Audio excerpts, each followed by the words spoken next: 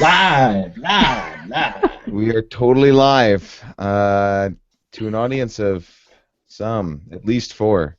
Uh, That's a one-to-one. that's a Should we each take? one-to-one. Should we each take an individual audience member? Yeah. No, I was implying us. Okay, cool. The YouTube page is all working and stuff too. Neat. Righto. Well, here we are. Damien and I certainly have spoken about this guy already, but all four of us were down in San Francisco last week for the Game Developers Conference 2016, checking out audio things. And It's like I just saw you guys. yeah, I know. It's like we're all still there getting coffee. And yeah, it's a tough event to leave. You're always just so brimming with new experiences and people and information that you want to just kind of keep the party going. So we've sort of already done that to an extent, and now we're a week out. So I feel like this is the last kind of temporally relevant window in which to get, just a little volley of learnings and shared experiences and stuff across, and we should do it. So here we are. Gosh, yeah. Everybody's back and recovered and feeling pretty good, I imagine. Adrian, what was your first Not week? me. No, No, I'm not recovered okay. yet. Yeah, you were just in transit today, so. Yeah, I had an overnight flight that allowed me 3 hours of sleep, and then another hour of sleep, and then an hour nap before Easter, and then I was like, oh, I'm gonna take a nap before this, and yeah, of course, then I couldn't fall asleep. So, but I'm doing okay. Good stuff. So you stayed over in San Francisco the whole week? Whoop.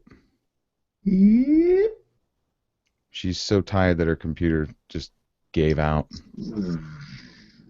We got blackness. Okay.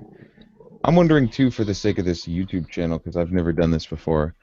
Like, am I driving here? When I click around, does that change focus?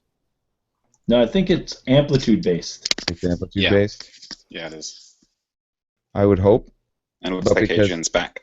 It's sitting on Richard the entire time, and I was just talking during that, so I maybe think it's showing you now. She's back. She's back. Does it show me? Yeah, you're there. Yeah, it jumps around for me. I don't know why Luca's screen's constantly fixated on me, but yeah. Okay, I'll just do my best to click around and find interesting things. Anyways, Adrian, were you there the whole week? Was it gone the whole week?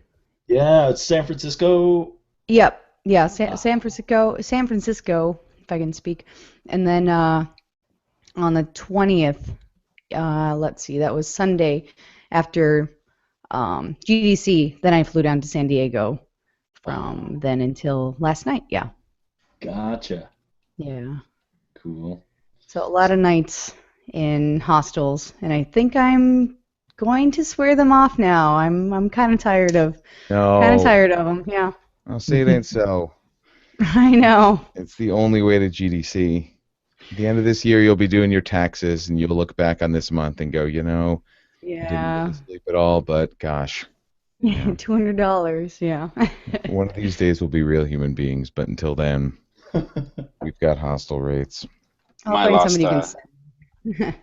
During my last hostel experience in Edinburgh, Scotland, I was woken up in the middle of the night by one guy shouting another guy saying, "Dude, stop eating all of my stuff." So, that was when I swore off hostel.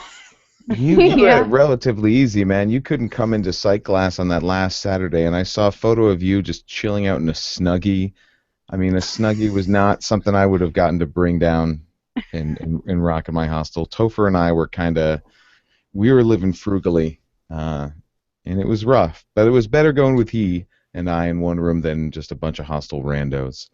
That's always a roll of the dice. Not that you get much sleep at GDC no matter what you do, but certainly when you've got like half your building on European time zones and just drinking cheap whiskey in the common area all night, it doesn't make it any easier.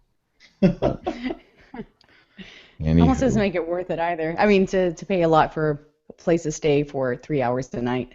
I think next year the strategy that we should all employ, because I saw Gord McGlattery and some of the Power Up Audio guys doing this at the beginning. They got this 8-person Airbnb that they split with a Yep. couple of other. Man, that place was a palace. And I don't know. I think that I would much rather do like a big old bunking situation with a few of my buddies like that than one more year at the International downtown. But we'll That does see. sound pretty fantastic. Yup. I haven't checked, but I remember there's the one indie developer specific hostel that's the really popular place that like all the kind of luminaries book at every year and do their mind swapping. That thing was full up for the entire next year's GDC on the Sunday afternoon I was flying home last year. So that's probably already gone.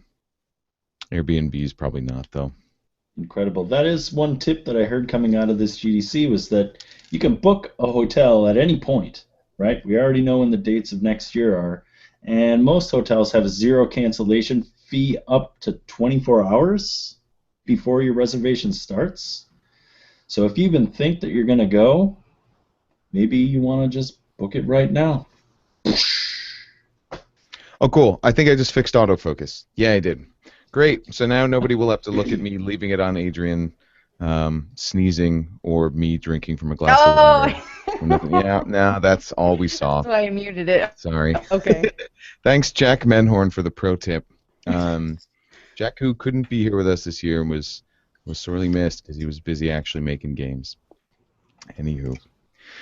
So, I don't know. Let's kind of dive into this. It was a really full week. I think all of us were there the entire time.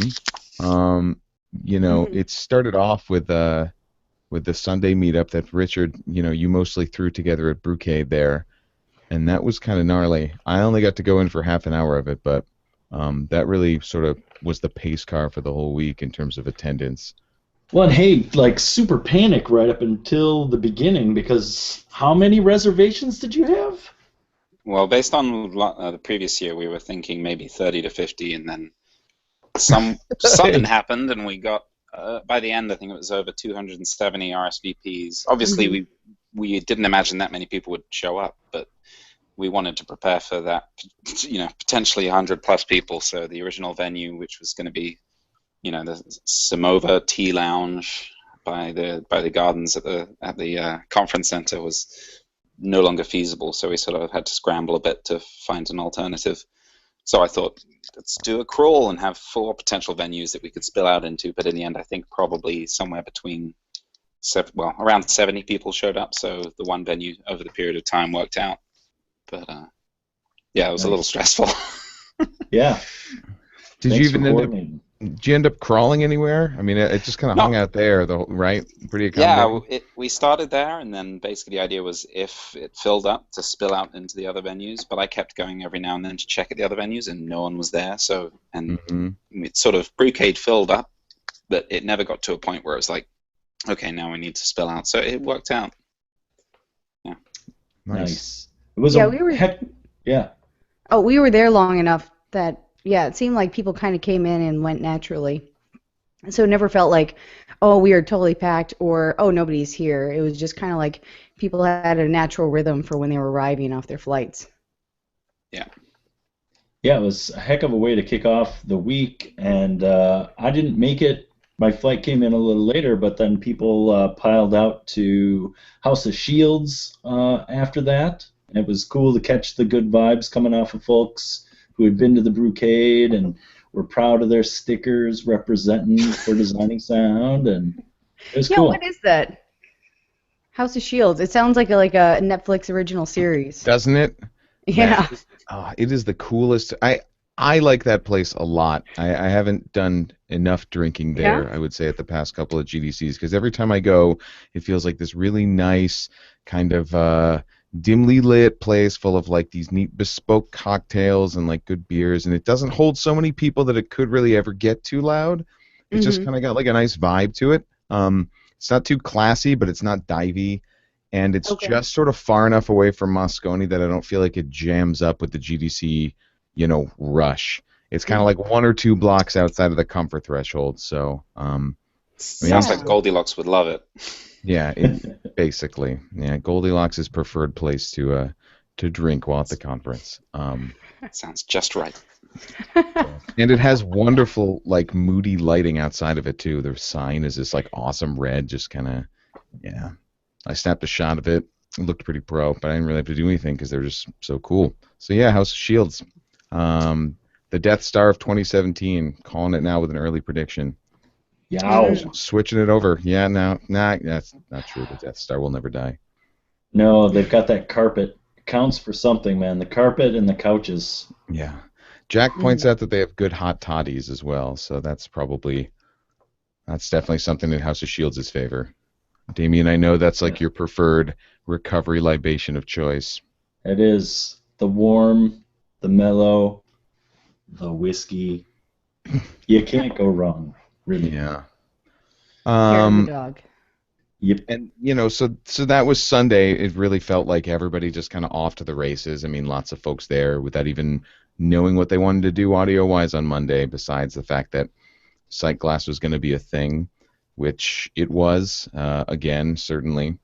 Yeah, missing Anton this year, of course, but absolutely was a thing, and probably the best thing for me, just seeing folks getting the day started off right in conversation and in discussion. And Monday was no slouch. There were plenty of folks revved up and raring to go. Not a lot of audio talks on Monday, but people were.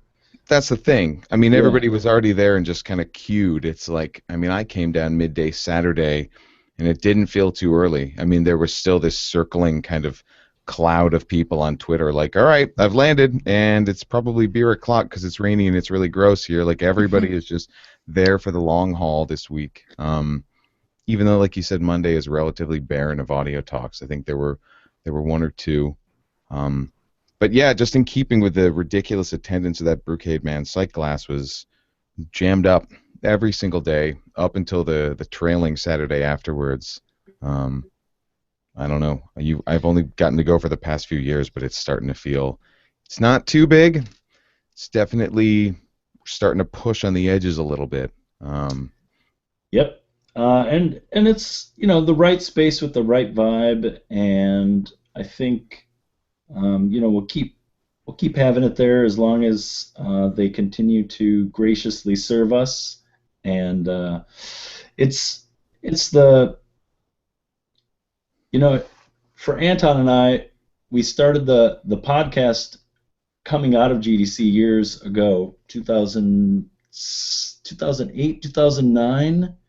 And it was just this idea of continuing the discussions we had at GDC, and now that for the last 4 years we had been rounding up at Sight Glass, attempting to take the conversations in the moment and push them out to the wider game audio community. I think it not only serves that purpose of trying to involve folks who are not able to come, but also just serves as kind of a rally point for the audio community to come together, share knowledge, and kind of engage in discussions, and really just, the coffee. It's really good. And it's a really good mix of people. I mean, you have, you have a lot of students, you had a lot of, just veterans from many, many, many, many years, and a lot of freelancers, and a lot of new becoming veterans. So it's really just like the perfect mix of people that makes it so we can actually discuss everything along the lines of audio talks. We don't have to think, oh, well, most people are not into DSP or whatever it is, and we can't discuss it. Like, everything's on topic. Totally. And there's enough people to... Yeah, I mean, the barrier of entry is really low, right? You just got to be able to buy a cup of coffee, and then you're part of the conversation. Yeah, that too. Yeah, by day 4, you're just kind of staring at your glass and drumming your fingers, like waiting for things to start working in half an hour so you can actually jump in. But yeah, well, that's the most fun is watching people's eyeballs peel open. Yeah, peel is definitely the right verb for that one. I think the early start is to the event's benefit as well. I feel like everyone who's there was really, there to not necessarily contribute actively to the community, but to be a positive part in it. I wonder if it would have a different vibe if it was an evening, gathering, or just later on in the morning. Oh yeah, make no mistake, you gotta want to be there. Yeah. It's a natural process of weeding out the less enthusiastic, right? Yeah. When I hear people talk about it, they can't do it, or oh, that's just too early. It's like, that's fine, because there were 80 people per day that it was not too early for. And it's super valuable. I mean, when it gets to be that large, and like you said, Damien, it was all about unpacking the talks from the day before and the conversations and carrying them a bit forward.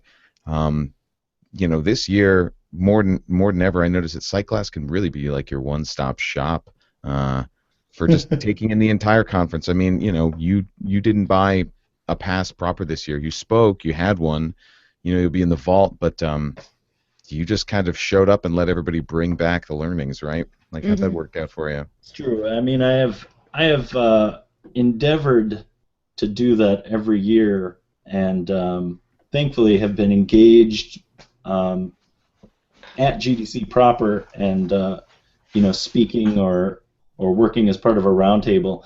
And this year, I didn't really take advantage of that all access pass. I skipped out on a lot of that stuff just to kind of feed off the energy and the inspiration of people during the podcasts and in conversation, and really just that was my way of getting the most out of the conference, and it worked out great for me. Again, this is my 10th year, 9th conference, and so I've done the all day in a room listening to people talk. I've done the mix and match between the expo and presentations, and I think there's value across all those different things. And right now, or at least this year, for me, the huge value was engaging people in the conversation and just hearing what people were vibing off. Right, that's where I got my best learnings. Yeah. Yeah. So, if it's cool with you guys, because I could just sit here and talk about how awesome Cyclass is for a while, just to sort of jump into, how the week started preceding the main event here. Obviously, there are the talks, there are the larger scale observable trends with GDC every year. I kind of want to, instead of doing a play-by-play of everything throughout the whole week, kick it off a little differently, though. And, Richard, you mentioned you were down on the expo floor and checking out the IGF a whole bunch. And not to put you on the spot, but for me, I feel like the talks are up on the vault.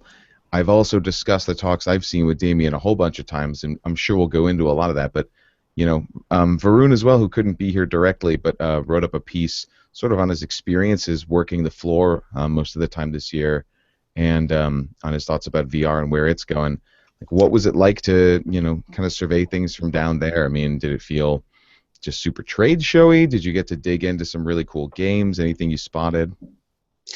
I really liked the layout this year. I mean, this is only my 3rd year, but in previous years it's been sort of, you've got the main expo floor, and sometimes GDC Play is sort of a part of that. IGF was certainly been a part of that in previous years.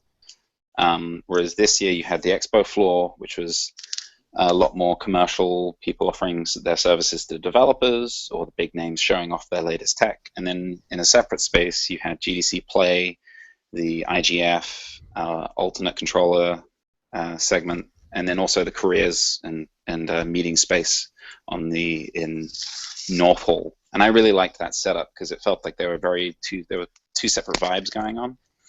And I certainly spent more of my time in the North Hall Expo Hall, but I did do a quick run through in the South Hall, seeing everything that was in there. It seemed like a pretty good year as far as the Expo was concerned. But like I say, this is only my 3rd year, so I don't have that much to compare it to. I mean, yeah, nor I end up getting there. It's the thing that after all the talks and lunches and late nights, it becomes like on Friday when you're just that exhausted and you can't think of anything else you want to go do. It's, oh right, the expo floor. And I always walk in there and just kind of look around at this gigantic hall full of stuff and feel like, why the hell did I save 30 minutes at the very end of the talk when people are already packing up to come and see this thing? I mean, there's always so much there.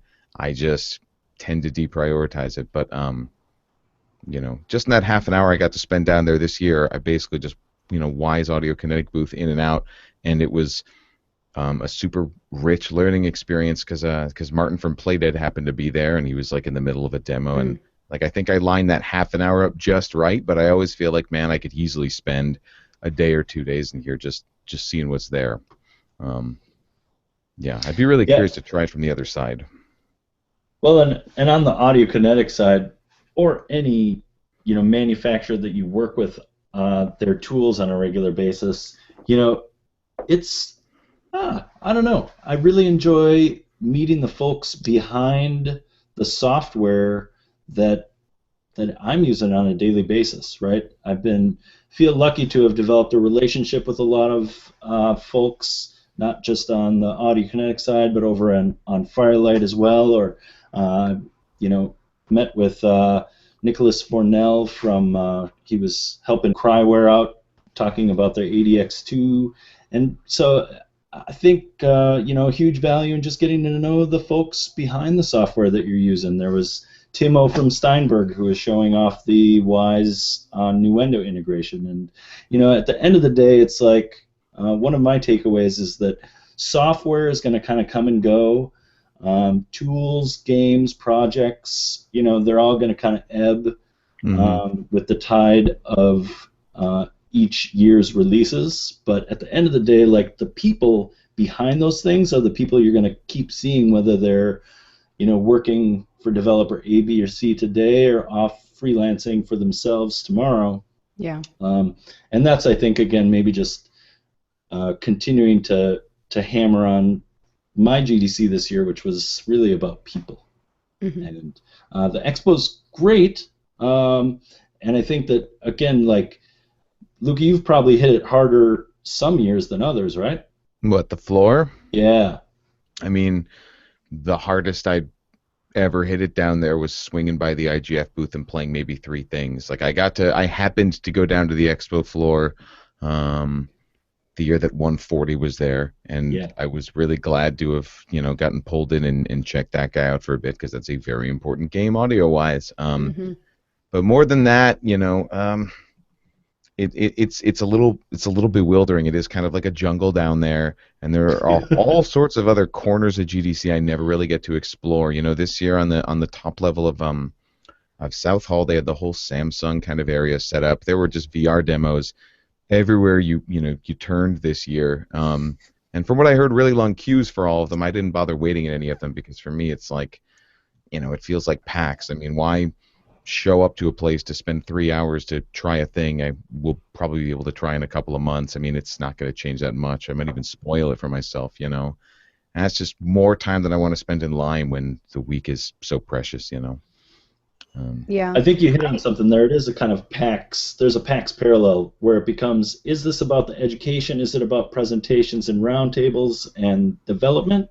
Or is it about, is it a CES, E3 kind of developer demo hootenanny? And that's what the expo floor is to me in some level. Yeah, like I waited in line just a little bit. It was maybe like a half hour until I was told how long the line was actually going to be, and I was like, okay, I'm good. But that's only because I don't expect to get any VR for a while. So it's kind of like, I remember going to, what was it? And then I saw their demo, and I was like, oh yeah, I'm going to get this game in like a couple months. This is not really worth it. So I've never waited in line for games any longer, and so waiting in VR still seems kind of worth it, but their lines were, pretty long. But to add on to the expo floor, I did get a lot out of going. I had kind of specific people in mind that I'd want to talk to, especially about accessibility features. So it's great to be able to go down there and talk to them in person and not have to send them this massive. We lose you? All right. I think she'll be back in a second, though. Yeah, Connection seems a bit spotty. I know when she gets. Oh, there we go. Oh, you're back. No. You're back. is it When you coming get in into and it, out? your connection hiccups. Yeah, that's fine. Oh, I even had my husband stop watching Netflix. Well, thanks, Adrian's husband, for being a champ. That's real love right there. He just moved on to Hulu instead. Yeah. He didn't specify. I sent my family out to watch a movie. I was just like, they would be flipping the table right now if they couldn't Netflix. Yeah. No, I'm kidding. I don't have any family here, so cheers to that. One way to do it. Oh, you were saying about the expo floor, though, being able yeah. to see the accessibility folks. Oh, yeah. So I guess maybe I'll keep sentences short for how long I come in and out. But it was great to talk to them in person to see what they already understood and where their perspective was. So in that way, I didn't have to send them big, long emails. So I guess that's kind of in summary, if that came through. Yeah, totally. Again, it's like this is in some ways your one chance during the year maybe to see people, right? For me, yeah. I mean, especially when it comes to the game audio group. Luckily, I'm in talks with a few people, and we're going to start a game audio New York City. So I'm hoping, we're getting that thing started. So we'll see. Yeah. Sorry, now I'm kind of paranoid about when I'm cutting out in and out. So. Nope. We'll just make pithy banter whenever that happens next. Don't worry about it. You just keep going. Yeah. Yeah, that's great about the NYC game audio scene, by the way. I used to live and work there, and the IGDA was kind of this unifying factor, but game audio-wise, there was never really a real strong banner. Yeah. And it's good to see that. I mean, that's like New York City just seems like one of those areas that's like one of the last great sort of black boxed frontiers of like game development, right? It's such a just gigantic hub of talent and creativity that it's sort of like something must be going on there, right? And for a long time, I was kind of telling people, well, no, since Chaos folded, there was not.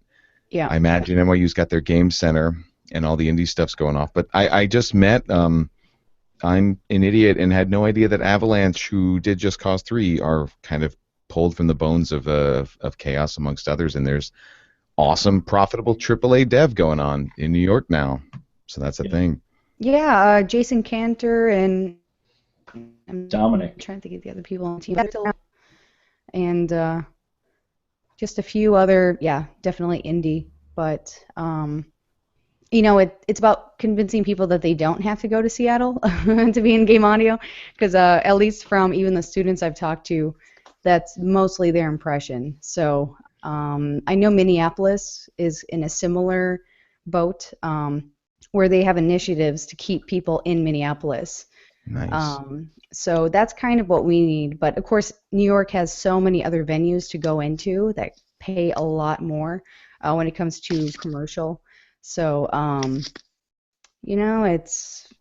don't know. It's going to be interesting, but we have enough people to get this thing running. So whether it's maybe is it biannual or semi-annual? So 2 times a year type thing, or if it's a monthly thing, I'm not sure, but it's, keeping people Sounds here. Good. I mean, a question that keeps coming up for me over and over is how do you project that announcement far enough out, into the world so that you make sure that you snare folks who might be interested during those, biannual or whenever you have them, right? And that's a tricky one because I had a couple folks come up to me at GDC and be like, "Oh yeah, I'm from Seattle." No, community? What? What are you talking about? Yeah. And this is something that I feel like, I'm even trying really hard, and I'm still not catching all the folks who might be interested. And I don't know. I mean, we've got the social medias, right? We've got the Twitters, the Facebooks. But is there something else we should be thinking about as far as leveraging other communities, or like Luca was saying, the IGDA? Are these, megaphones that we need to be leveraging to try and find folks who are interested in these things? I'm Possibly. sorry, Adrian, go for it.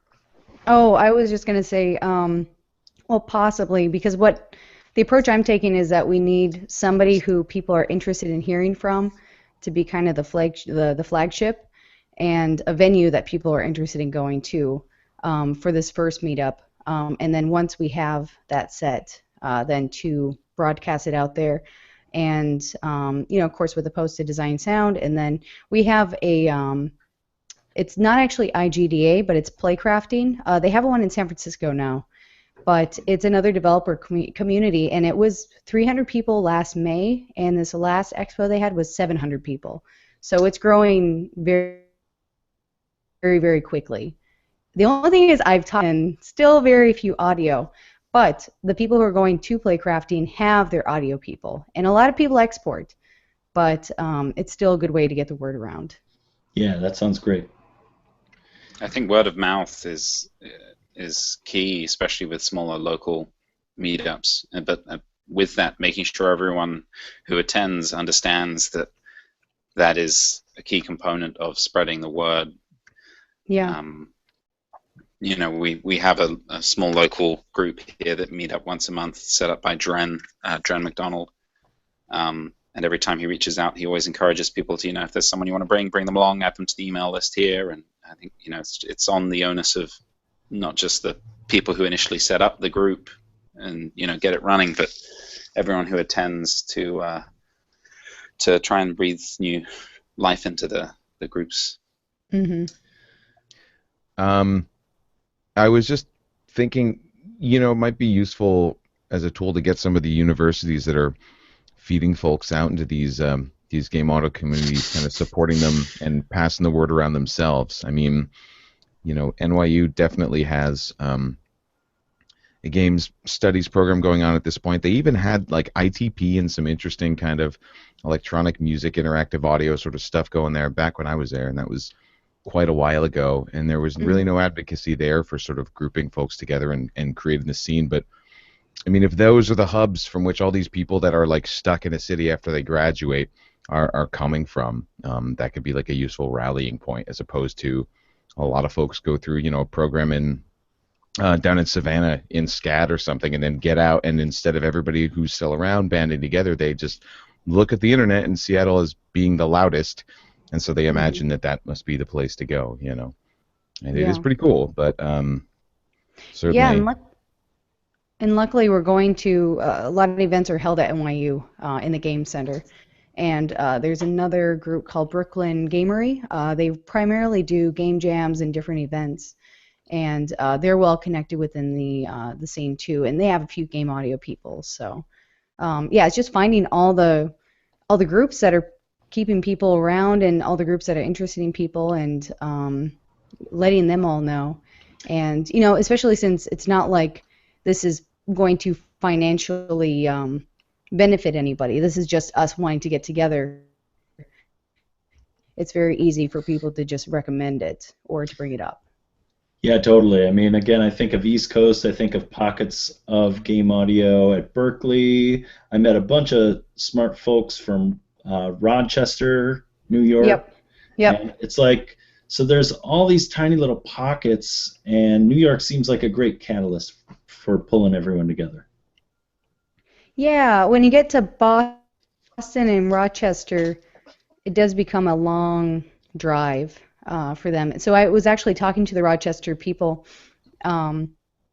primarily because we're kind of in talks with this game, but I was mentioning that they have Syracuse, and they even have Toronto, which is, I think, 3 hours, so closer than New York. Oh, okay. So they actually have what could be a really great community. Oh, and Buffalo, too. So they have quite a few cities that are within just a couple hours of them. And when it comes to Boston, it seems like they have kind of their thing, which I need to go to one of their meetups again because I didn't quite understand what their thing was. But it's, lots of Berkeley students, that's for sure. Yeah, I was in that. Well, I was in Boston for 5 years, and the development community there is really interesting, especially now because you're getting a lot of ex-irrational projects. that Yeah. are just sort of coming to the point of, finishing up release within the next year or so. A lot of Mhm. talent remained in the Boston area, and you had a lot of little teams forming, working on projects. But the audio community is interesting because you have Berklee College of Music in town, which I went to myself. Mhm. It's very student heavy on the audio side. Mhm. And there's a lot of game development meetups you've got big ones, sort of Boston Indies, Boston Postmortem, Yep. and there are a handful of others. But there's no specific audio community as far as the cities. There are clubs within the college, within Berkeley, but nothing outside of the college has really formed in the realm of audio yet. Yeah. Yeah, that was exactly what I saw too. Well, that's an interesting one from my perspective because I think while the Seattle Game Audio Group has kind of grown to a bit of a critical mass right now, um, I personally feel like there could be more advocacy to groups that aren't audio specific in town. We have a Seattle Indies, we have a Seattle IGDA, we have a VR, and now we have actually a VR audio meetup, and so I guess for me it'll be interesting to see whether we can kind of start reaching outward towards other communities because I think having audio as part of a larger development community helps to kind of raise the awareness of audio as part of the development. Mhm. Whereas, you know, partying on our own isn't always the best for carrying forward the message that we might be trying to share about audio and its uses in games, right? Mhm. Kind of Um, preaching to the choir. a little bit of that, right? So it's good. Again, I think there's always work to do, whether it's growing an inclusive community around a specific area like game audio, or reaching that outside and advocating in other communities, or just being part of it, right? I Mhm. think the big thing for me coming out of GDC is really just if you are out there in the world and you're going it on your own or with a small group of folks, that finding more people to get outside of your head and have these conversations with in your community, whether it's locationally or whether it's online, it just seems like it all benefits the same desire of moving forward and progressing each person's talent, and it's beautiful. It's beautiful when it Yeah. happens. I mean, even and especially for the introverts. Yeah. Because I know a lot of people are, they like to be alone, and I'm exactly one of those people, and I never really sought out a lot of groups, and it's so important for your sanity in a lot of ways, especially if you are a freelancer, and even if you say have a full-time job somewhere where you work with lots of people, just having like minds that you can share ideas with is really important, and it's when you don't have that and then you find it, you realize just how important it is. Well said. We had some folks at the Seattle Game Audio meetup a couple nights ago speak to basically the exact same thing. They work from home. You feel like you're out on an island a little bit, especially, sometimes you're just throwing assets over the wall. A dev doesn't really get the importance of your stuff. And it's really good to know that you are nonetheless swimming in this sea of like-minded professionals who can just meet up and chat. I mean, feeling like you're part of something bigger is super helpful.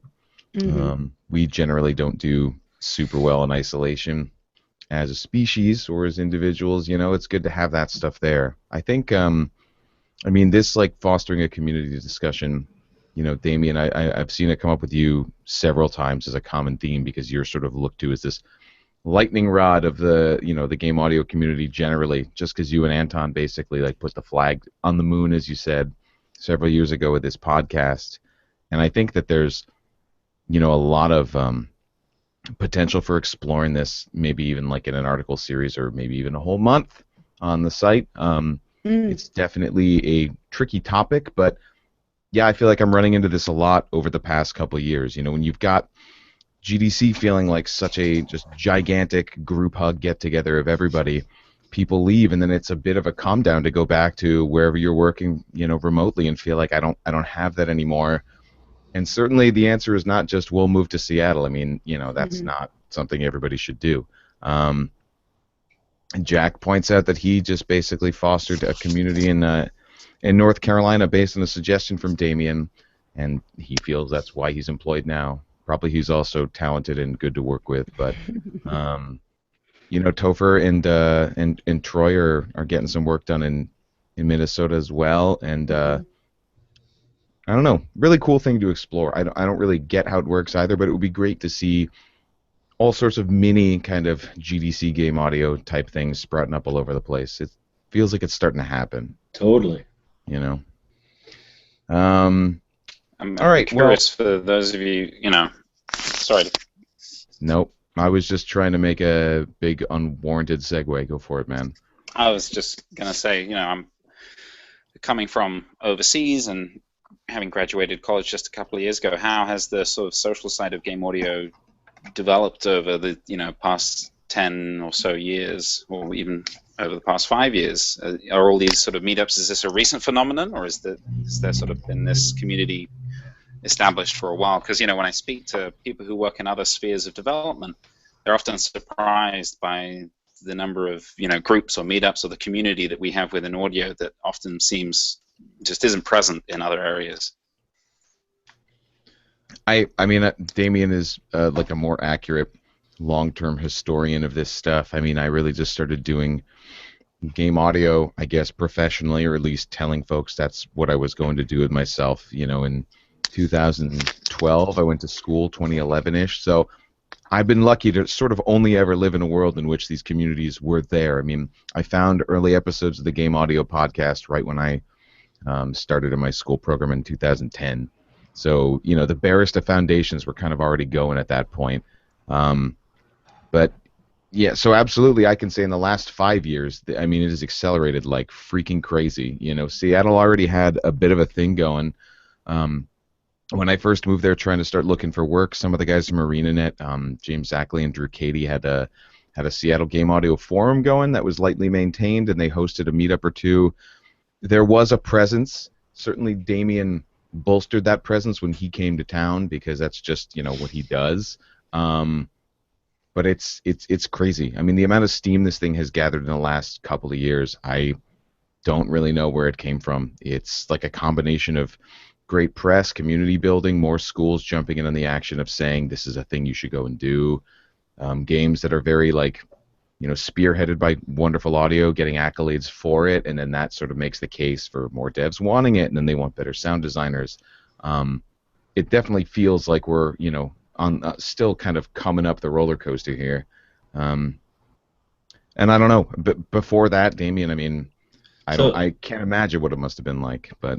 So, I mean, speaking to that, I think even me at 10 years in the industry, you know, am by no means an elder of game audio, but taking the Wayback Machine to 2006 when I rolled up on my first GDC, you know, the Game Audio Network Guild had organized a meetup that year at a local malt shop, and was very well attended across the spectrum of students to professionals. And I got a little fly-through video online that I love to watch every once in a while and just see all the, like, young, fresh faces of folks that I still know to this day, who at the time, you know, were just weaving their way in, and or, you know, who had already been around for a while and are now, you know, good friends. And so I think that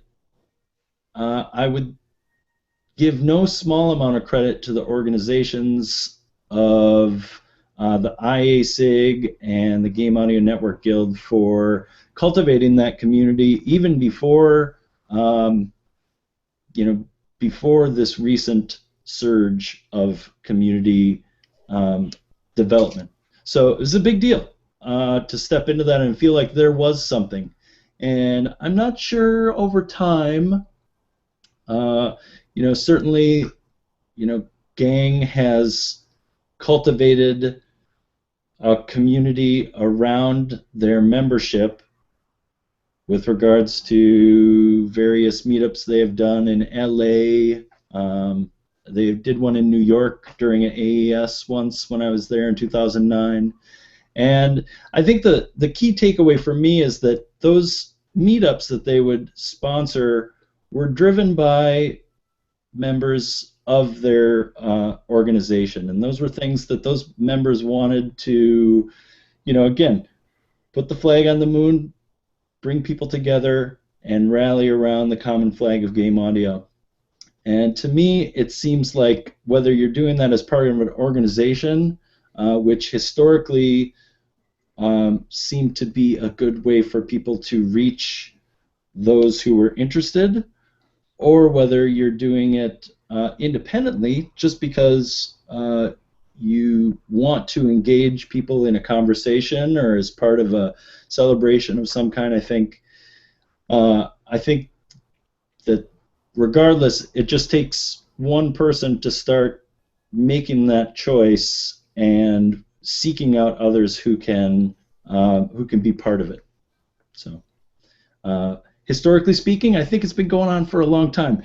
What? How? Why? I mean, I think fundamentally, as sound professionals, I can't help but play up our relationship to music and the collaboration of music and the idea of music as this higher level of conversation. It just feels so easy to get down conversationally with audio folks.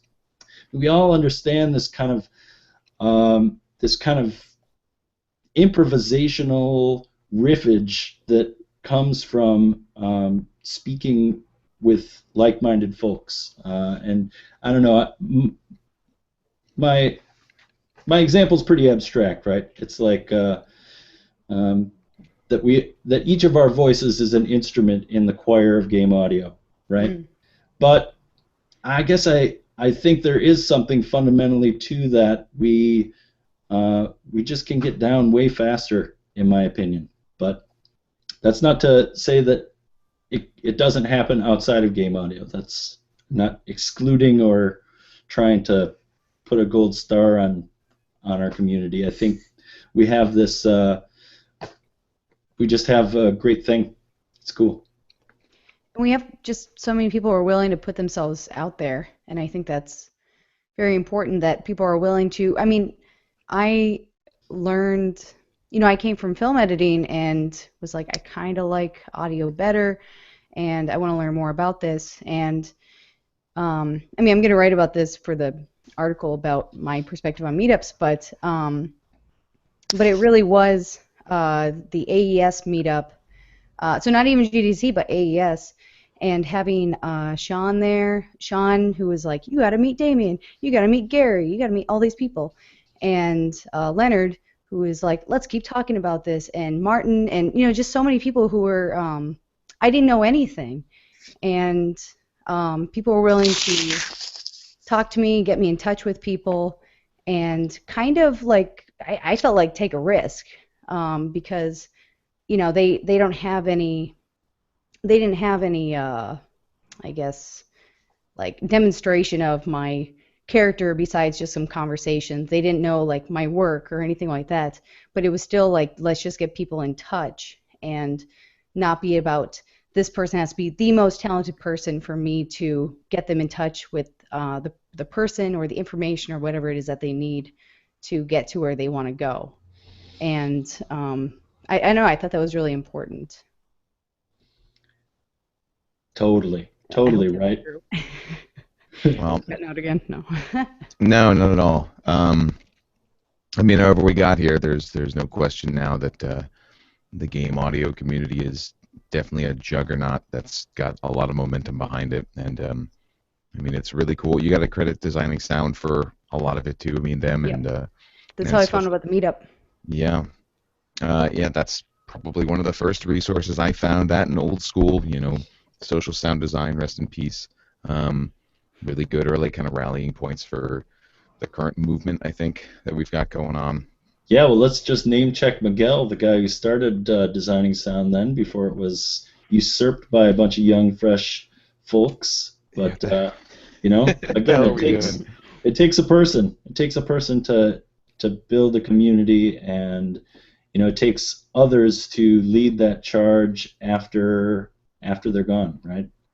He obviously moved on to other things, but a bunch of great folks have sprung up and taken designing sound forward even further than I think he could imagine at the time. So it's a great thing. So, another of Designing Sound's co-founders, Varun, was down at GDC as well. And wait a second. Am I the only one hearing Lucas' crazy microphone thing? What? Is it freaking? I'm hearing that as well. It's intelligible, but it's got its own character to it now. You guys take over. I'm going to disconnect, reconnect. Okay. Okay. Wait, what did you just leave off on? I'll just jump back to something. Being British, I'm somewhat reserved and hate to jump in at points unless there's a nice big void of silence for me to do so. So back when we were talking about the lines at GDC for virtual reality and things like that, something which I thought was very good this year that Unreal did with their demonstrations was through an app called Guidebook. You could make reservations for certain experiences at certain times, so you didn't have to wait in line. Unfortunately, I didn't get the impression it worked very well because every time I went to my time slot, I got the experience fine, but they were like, oh, someone actually came when they reserved their slot. But okay. it would be interesting for those sort of high demand experiences which tend to draw a lot of lines if they, hopefully that has some sort of a measurable impact for future years, because I thought that was really effective, at least as one of the people who did show up to the time that they reserved. I found that to be pretty effective. Yeah, but I guess I can understand the mentality from an exhibitor that having a nice big line is good, so maybe they wouldn't want to employ that strategy. But that worked pretty well. I actually got to try a bunch of virtual reality demos this year, which in previous years I didn't even bother for some of the reasons you guys were talking about. Yeah, that's interesting. I didn't actually know about that, and they had asked each time if I had a reservation. And I noticed, because I went to another one literally just to watch the person play the game, because I kept hearing little short screams coming from that booth, and I wanted to see what was going on. And they said, "Oh, do you have a reservation?" I was like, "Oh, that's funny. They're doing reservations too." So I didn't realize they had a process for that. So I got to remember that for next year. Any better? Yes. Or you just said yes. Yeah. Okay. Oh wait. No. No. So clicky. You're still intelligible though. Yeah. It's not the worst thing in the world. Okay. Hopefully, in bailing, I do not disconnect the entire call. But try to be right back. It's a musical interlude. It seems like it would.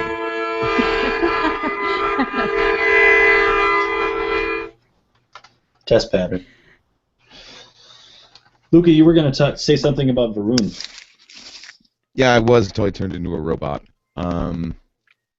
I basically just wanted to point out that he is another co-founder of the site and was down there, and he couldn't be with us this afternoon, but because he is peddling a spatialization product for cinematic VR and VR games called 3Dception right now over at Two Big Ears.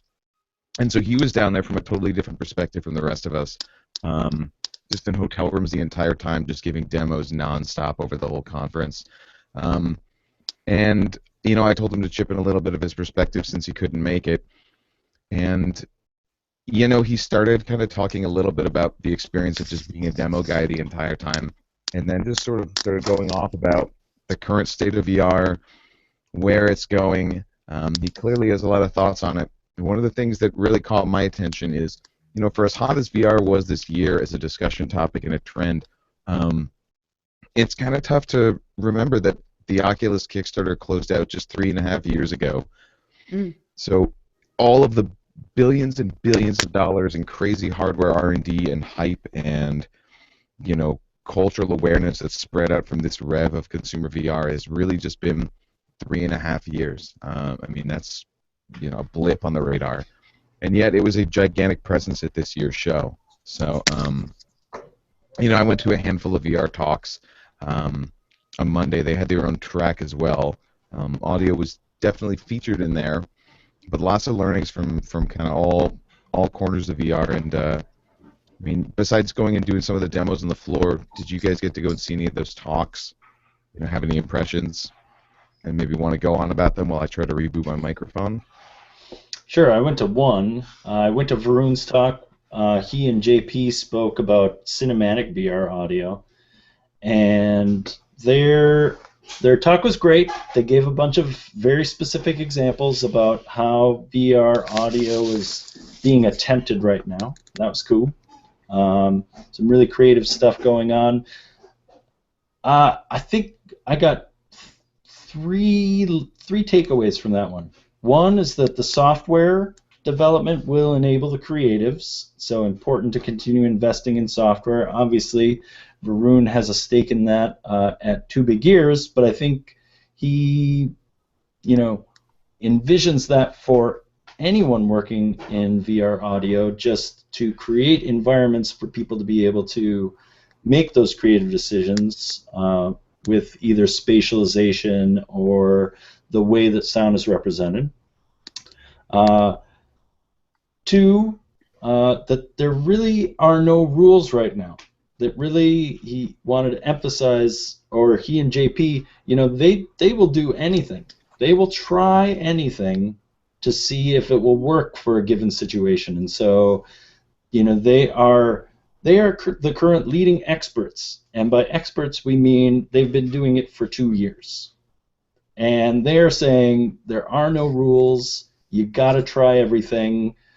There's some cool things that are starting to surface as far as what we should or shouldn't do, but just that it's all up for grabs. Mm-hmm. The third thing was that, and this was something that I feel like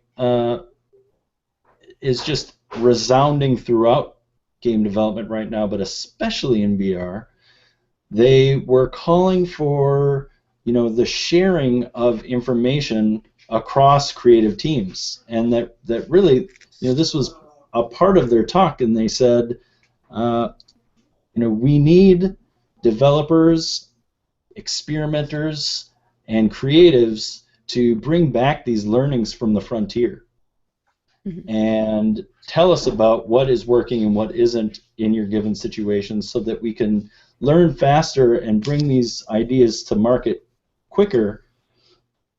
Because it really is, VR is something that needs to take off. It has not yet, and while we see kind of a groundswell independently or amongst the development community, how we play these next few years will be critical. And I know this is something that Luca has thought a lot about. I mean, sure. I'm really excited about VR. I am hoping that this rev of the technology will latch.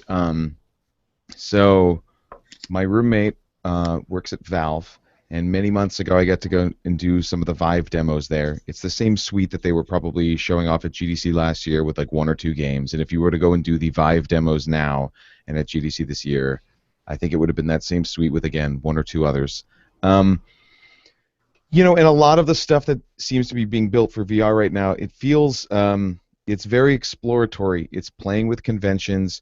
It's just mucking around with how do we solve some of the most basic problems. I mean, a lot of VR right now seems to be focused on just overcoming the technical shortcomings of this medium.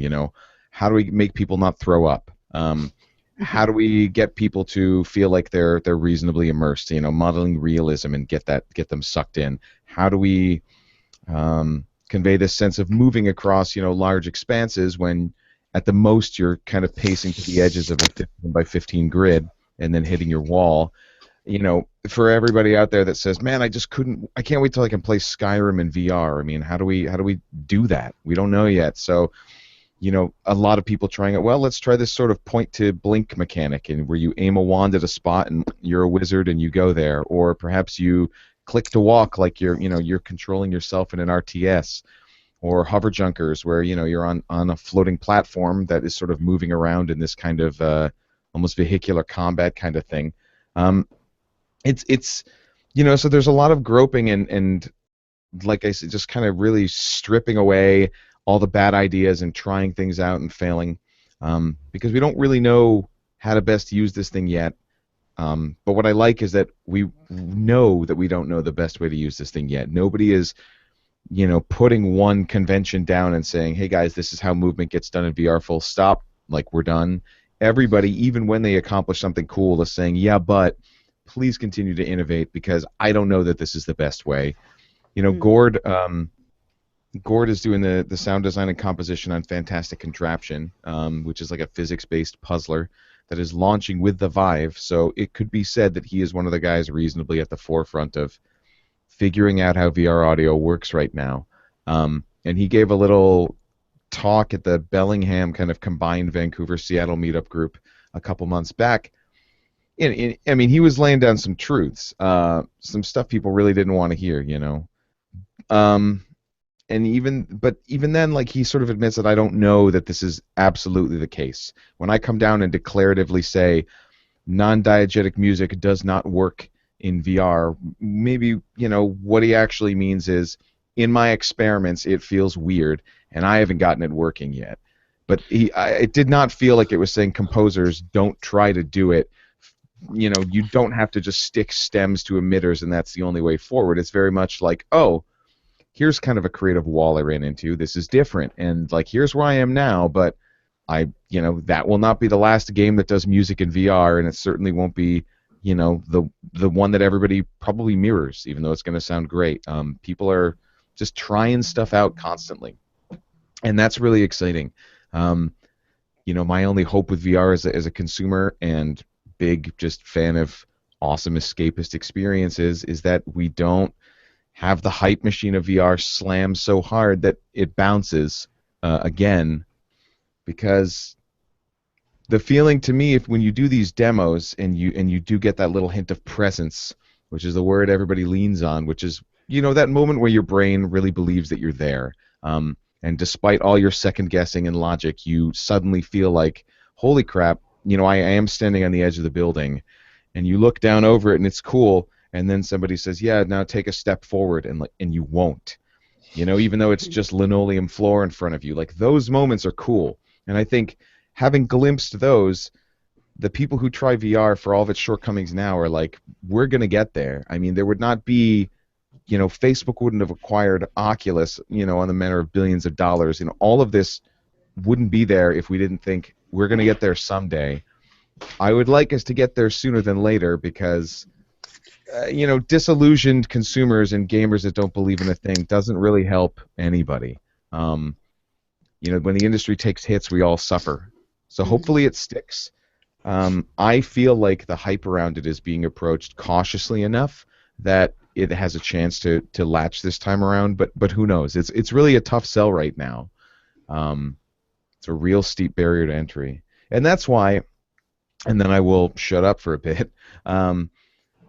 It feels like you could go to GDC this year and just see, oh my God, VR this, VR that, it's all coming, it's all happening. Shit, I should quit what I'm doing and start learning about, ambisonics and decoding. And, I feel like you could wait a while. Honestly, if you still know how to tell compelling stories with sound, work with people, make cool stuff, if you're a functional sound designer that's doing work right now and a creative, if and when the VR revolution eventually moves over, it'll be effectively like, did you feel like, you had to stop everything you were doing and learn whys in a vacuum when people started talking? I mean, it's useful to know, but you can learn some of that stuff on the job.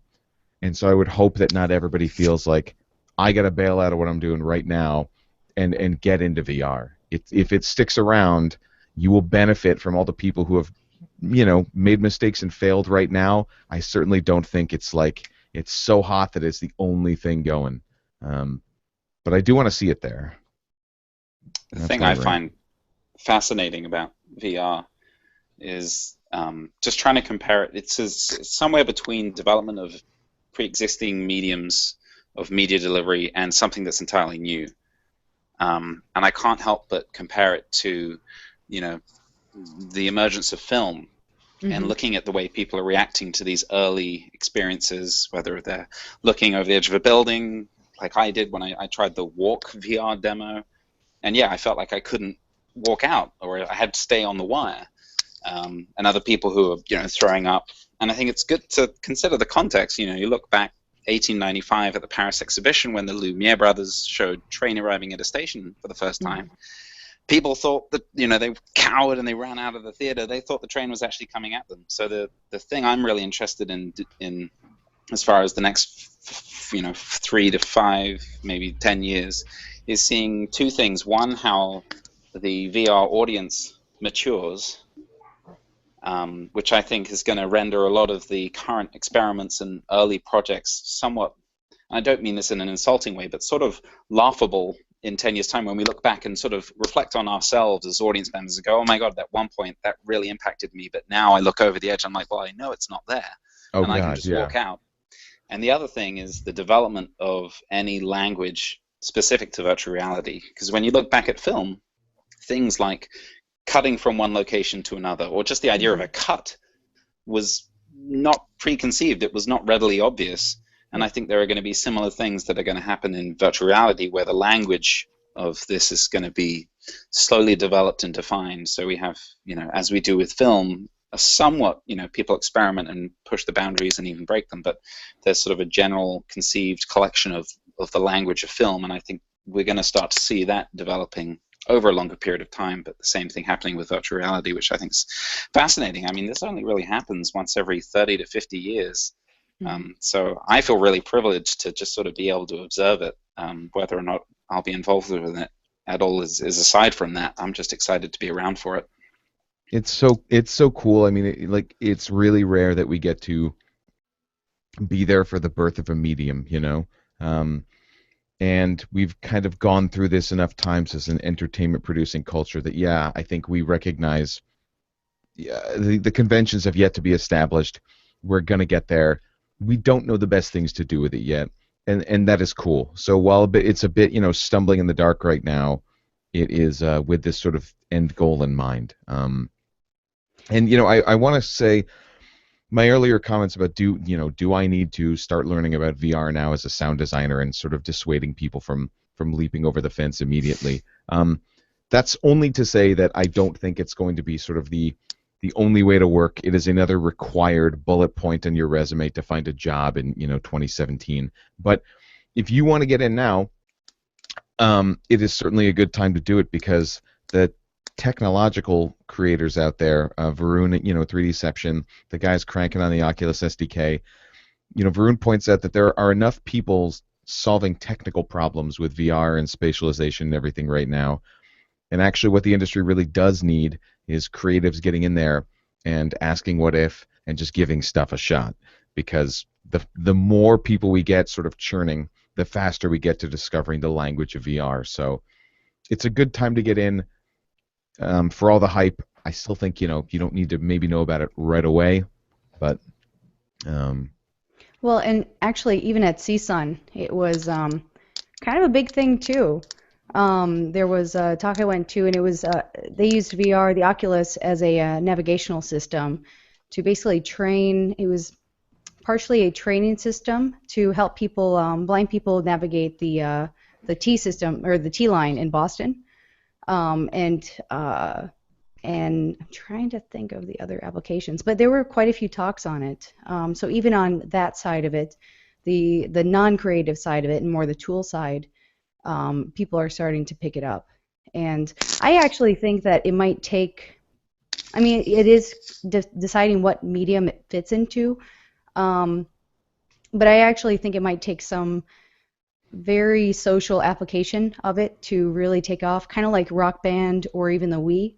Of course, then those also exploded and fizzled out. So yeah, careful what you wish for. Yeah, exactly. I would not want my Vive sitting next to a couple of like Wii Waggle remotes and plastic instruments in GameStop 5 years from now. But hopefully that's not where this is headed. Who knows?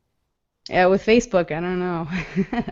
I mean, it's hard to think of it. Yeah. people have already said that, this isn't just going to be games. Games is just going to be a segment of the various markets that could take advantage of just the application of a headset and being able to put people places. It's hard to think of an industry that isn't going to find some use for this. I think of doctors in training, the fact that you could broadcast high detailed 360-degree shots worldwide of a surgeon doing work to universities around the world, or you want to buy, I want to buy a property in Texas, but you don't want to fly out and check it out, so you can just go for the VR experience. I think there's far too much momentum at this point, and as you were mentioning, Luca, a lot of investment behind it, that I don't see this failing at this point. I think once we get a few of those key examples, I just think it's just going to spread very quickly in almost all aspects of our lives. I was thinking the other day, my wife works in hospice, and I just started, while I was at the conference, I was going to these experiences, and I just started having these thoughts. What if you could provide someone on their deathbed with an experience of being in a place that they had always wanted to visit but never been able to go to? And, it's just the possibilities. It's almost stupid to try and list them and come up with examples of ways it could be used, because it's really going to be interesting to see how it's applied in, not just in games or not just in film, but in areas that don't even relate to entertainment. One of my I got to have my dad come out to Seattle and pay me a visit several months ago, and he plays no games at all. This is like a 60-year-old surgeon, has never understood really what I do or why I do it. I brought him in to give him the Vive tour with my roommate's graces, and watching him go through this stuff from this removed third-person perspective, I was just biting my knuckle with glee the entire time, because he totally got it. He was pushing around in there, and then you could see after he finished the demo and took everything off, just his brain cooking with all the applications for how you could do remote-assisted surgeries, like you said, teach people using tools like this. The applications are huge, and it does feel like the genie is probably not going back in the bottle. Even, one of the guys I follow on Twitter is this fellow Will O'Neill, who is a writer and game developer in Toronto who made actual Sunlight. I don't know that he would be opposed to me labeling him a fairly cynical individual. And he was kind of trashing on VR a little bit the other day. There was a Polygon article saying, the 30 games launching with the Oculus are just the beginning, and it was a kind of, pithy retweet of like, yeah, okay. And it's like, even going to bat with him about this, and I don't want to be cynical about this tech, there's this feeling of like, even he was able to concede it will be a thing someday, just maybe not right now. And I think that anybody you talk to about this feels like, no, at some point we are going to get there. What the curve looks like, if it's this explosive hype growth all the way up, or if it bounces a few more times, like we're not putting the lid back on Pandora's box at this point. We've seen there was a cool thing there. Hopefully we can get to it without too many people feeling like, oh shit, here's this thing again, It's kind of on the marketers and developers' hands, or their shoulders, or rather. Yeah, and don't be confused. There will be a closet full of Oculuses and Magic Leaps and Gear VRs, along the way. We will just be, almost rapid prototyping these technologies as things get faster, smaller, more performant, higher definition, right? So it's like, if this first version doesn't catch for whatever reason, by the time the device in your pocket does it all for you, I think that we will have reached critical mass, because it's step one is, okay, let's put one in the living room, but step 10 or 20 is, let's put one in your pocket, and and now you never need to have a living room again. I don't know. So I think that just kind of segueing back to this idea of the language of VR, right? And then we're at the beginning of this.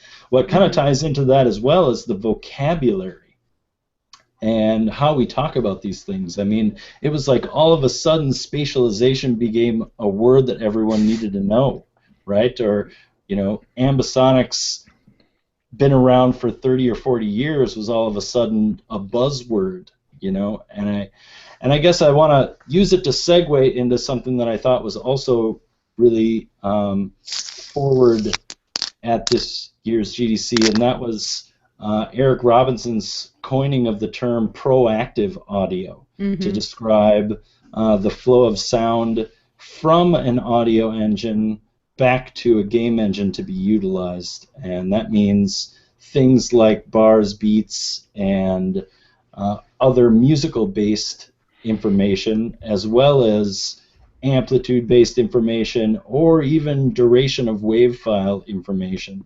Just anything you could get back from an audio engine to be used by the game, interactively or dynamically. He has coined the term proactive, and it really felt like it channeled something that a lot of people have been talking about for years and years, games have been using for years and years, but it really did put a word to it in a way that, talking about it all of this time has not been able to channel. Did it feel like that way for other folks as well?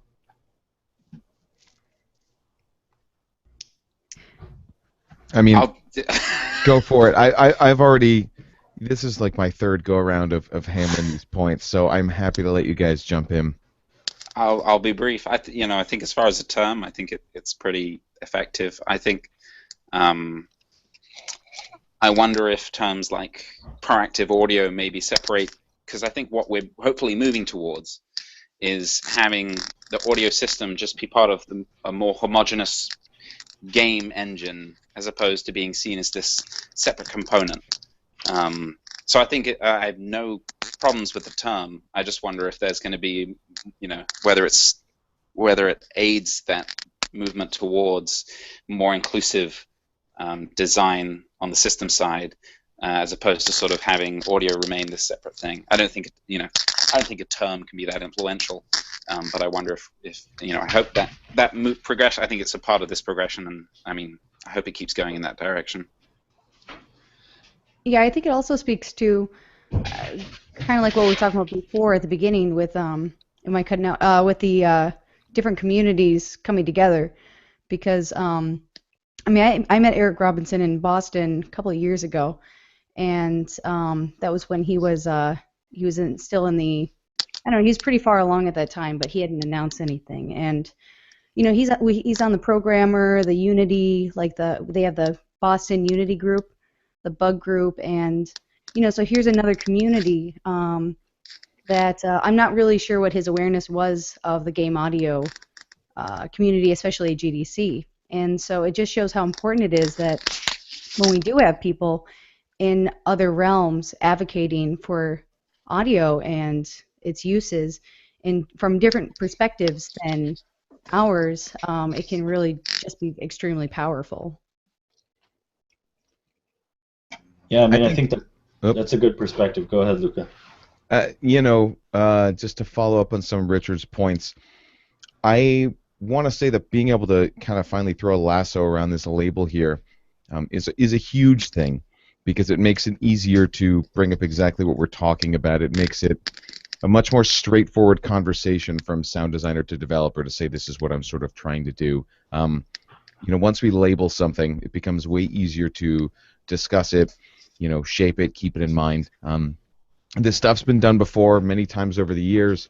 It's never really come out of any given GDC feeling like it was some hot topic, and I think a lot of that is probably just to, even trends like this need their own little sort of PR campaigns. And Eric's demo and labeling it as such has really put a lot of weight behind this thing. Certainly it wasn't, it's a thing that we've been doing to some small extent in our PopCap games. Guy's music has always been very heavily synced with the animations in our games. Mm-hmm. But, and people have been flirting with it. Now we've got a thing that we can, call these efforts and start bringing in learnings from other folks doing it and make it a bit of a movement, as opposed to these one-off experiment when I fed the metronome to a thing and we did a small, I think it's really great that Eric has made himself this lightning rod at the center of this thing with, the demo that packages really well, shows how compelling it can be to do something as simple as just syncing footsteps to a beat and running around a stock asset store beach, giving it the name, developing choreographer to create a simple series of hooks that are easily available for Unity audio devs to get this stuff working, and talking to the guys over at Audio Kinetic too, his callbacks, and a lot of this stuff is going to be coming in Wise 2016 as well. The one-man PR team so far for this, I think that's a really great thing to have happened. I don't expect every game to start being this naturally. Of course, any tool is just a tool.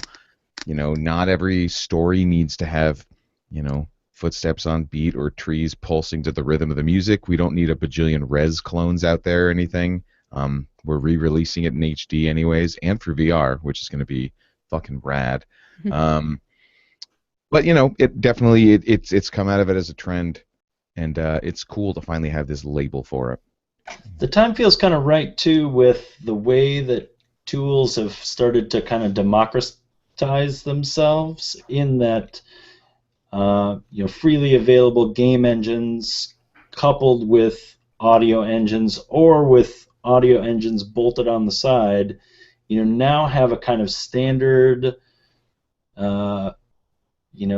communication protocol of sorts, right? Or at least you can unfold it and very quickly have a paradigm that they all work within. Whether it's the Unity and vanilla Unity audio system, or one of these Unreal Wise Fmod conglomerations, they all kind of have the same stuff in the box. They kind of deal with it in a similar kind of fashion. And now, having this ability to kind of say, well, okay, and here's how we do this. Here's how we do this very easily. We hand this to the creatives. Now what? And to see it kind of spark up at GDC based on his talk, A, means people are excited about the potential of it. B, we have some history even on designing sound. The Audio Implementations Great series talks a bit about some of the techniques people have employed, specifically in the past with proprietary solutions. Before it was cool, yeah. Before it was cool, right? But now that we have this kind of baseline of functionality between tool sets like Unity, Unreal, Wise, Fmod, etc., it becomes something that is accessible to everyone. So now the question becomes, where can we find the appropriate places to do these things, and really leverage that interplay between audio and the rest of the game? I mean, it's like, Battlefield did HDR. Suddenly everybody thought they wanted HDR. Suddenly HDR made its way into Wise as a native, mixing structure you could think of. As it turns out, not everybody actually wanted HDR, or it didn't really do what they thought it did, and they didn't really implement it. And so it's cool that this becomes a more accessible toolkit. It's another anything that can be done to make complicated sound structures easily deployable is a huge win, because when you decide you want to do something, you still have to go through the process of convincing your whole dev team that it's worth doing. So right. Getting that stuff pulled back into middleware is great. If you can just reach into your toolbox and pull out a technique, it's way easier than trying to go to a programmer and saying, let's schedule some resources to try this thing that we don't know whether it'll work or not. Yeah, totally. And we don't need to all be reinventing the wheel, in our separate studios over and over again. So a sort of accepted implementation and definition of what this proactive audio thing means, that's cool for me. We'll see how many games it pops up in. Maybe it means an uptick. At the very least, it's more tools in the toolbox, as you said. And I'm glad it's there. We've had to fight some of those battles at PopCap, and if I could have just done it in Wise without, having to get a task logged, that would have been cool. Totally. And I think it is reflective of also people just wanting more informed audio for gameplay, and not just using audio as aesthetic and making it more crucial to support the visuals. And even Blizzard had put out it was one of their talks that I wasn't able to go to because I was on that the wrong pass. But they basically had said about Overwatch being played only by audio. That was the goal. They didn't say it was going to be possible, but they said that's what they were shooting for. And I think that's, of course, that's what we've always wanted. But having more tools in place to actually get to that point where audio is not just, a little bing for when you're close to something, or just notification sounds. And especially with the binaural plugins that are out, we're starting to get much more informed spatial play. So sorry, my flight is starting to catch up to me. So It's all good. I figure we got about a half hour's worth more gas in the tank. And that's actually me. I'm gonna check out. That's you. I gotta go. Before you go, because you got to go like eat dinner and go home and be a family man and everything. One thing I wanted to do, because I have not seen this really done at Sightglass or even the SGA wrap-up talk earlier this week, is predictions for next year. Why don't you give us one wild prediction about the world of game audio and something that's going to show up at GDC in 2017? Like, no pressure. Right. VR camera streaming in presentations. Okay. Well, maybe not next year. Wow. That's a decidedly unsexy prediction, but I will let you have it. Front row GDC VR. Okay. That's what I got. I don't know. Okay. Keep going. I'll see you soon. Absolutely. Thanks for joining. yeah, thanks. Thank you, Damien. One last thing I wanted to point out about this proactive audio trend, and I mentioned this the other night at the Seattle meetup, is that Jonathan Blow himself is fishing on Twitter for who would be a really good game musician to work with to score a music-oriented game, not the kind of game with a looping theme, the kind that is scored such that interesting gameplay happens at specific times, synced to the music. So, I mean, I'm kind of a fan, but it's really cool that already, if this trend is gathering any sort of steam, that you've got, folks like him considering these very music and sound-driven structures for gameplay for his next project. So maybe proactive audio doesn't really hit for another 8 years when the next Jonathan Blow opus comes out, but we'll see. I've never heard that term before. That's pretty good. What, the opus? Yeah. Yeah. Cool. That was definitely another trend that I saw this year. I'm trying to think of any other game implementation specific ones that I noticed a lot of. I didn't go to a ton of talks this year. I would love to hear from either of you guys on some of the more interesting ones you might have gone to real quick. I didn't get to go to very many either because I was trying to save a little cash, so I went with the education pass because I knew the indie pass would sell out, and there's a lot of people who really need that pass, so I went with the education one. Ended up not really going to any of the education talks so much, but I did happen to get into one that I thought should have been on the advocacy track that was also about audio-driven gameplay, and it was by Piers Anders, I have forgotten his name, but Per Anders Ostblad, it looks like. I probably butchered that. And so his was about it was a blind accessible game, a point and click adventure, and so essentially the audio was detailed enough that you could play the point and click adventure only through audio, but it wasn't just an audio, or not just, but it wasn't an audio game because those turn off a lot of people. It still had the visuals that made it very interesting to just anybody who likes to play games. So I really liked his approach of using, he used audio description, which has been starting to pop up in Netflix and Hulu, and there's a requirement for it on television stations. But I'd been wondering if that would work in games, and the way he did it, it was so it didn't interfere so dramatically as I had wondered if it might. So you basically get a description of the place before you find the pieces for your inventory.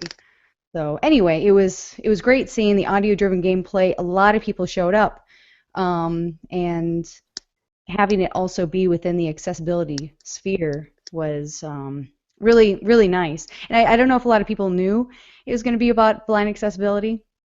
And I think he was trying to get audio people more than accessibility people because there aren't, I don't know, it sometimes turns off a lot of people. So having, I don't know, 170 people or whatnot in the talk was really great, and their questions were exactly what I was hoping they would be asking. So people were very interested in it. Yeah, I'm just looking at it now, and it looks like it was on the audio and the design track as well. But Mm-hmm.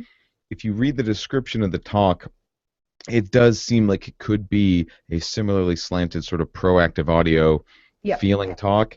It's kind of nice that, they would use that catchiness to Trojan horse in a lot of really Yeah. good practices for accessibility and the like. Because I'm with you.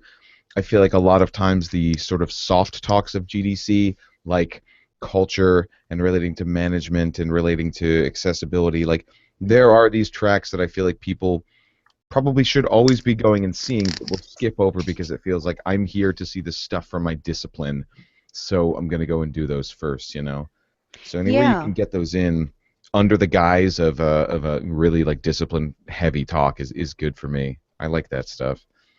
Yeah, I thought it was a really good approach. And so he was able to cover the technical side while dealing with something that is very much culture and diversity related. So yeah, definitely Trojan horse. So, but I still wish it was under the advocacy track because then it would have been free for everybody. So it's my only little, oh, that would have been nice. But Feedback it to was, UBM. They how was listen. that? No, you can give feedback to the organization that runs GDC. Yeah, yeah. They love hearing that stuff. Sorry, you were finishing. Oh no, that was it. Okay.